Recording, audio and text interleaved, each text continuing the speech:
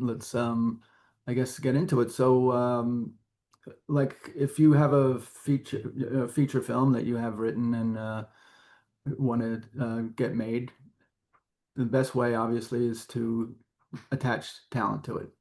That way you're going to get your financing and things like that. So what's a good way about going about getting started doing something like that?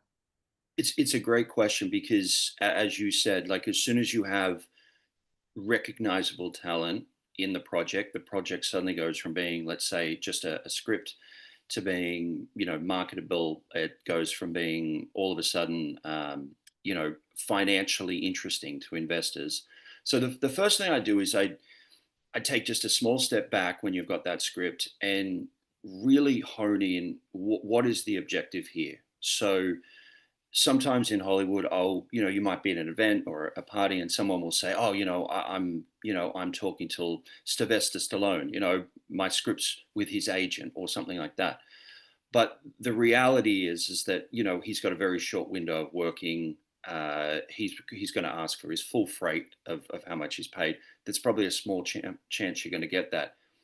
And where I'm going with this, if you take a step back and you say, hey, like, what's the objective here? Is this to raise money?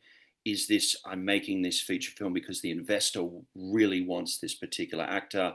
But what's the core reason you're doing it? Because the first thing is horror movies, for example, you can get a really good distribution deal, sometimes even MGs, but you can really go far and not need to get a Sylvester Stallone, not need to get a Charlize Theron, an A grade talent. You can really just lean into that horror audience, which is smaller. And I think that's where sometimes people forget that if you lean into that genre, if you're making an action film and someone says, hey, we're making an action film, we want to get Tom Cruise, what's the budget of the film? Well, once we get Tom Cruise, we've got the budget.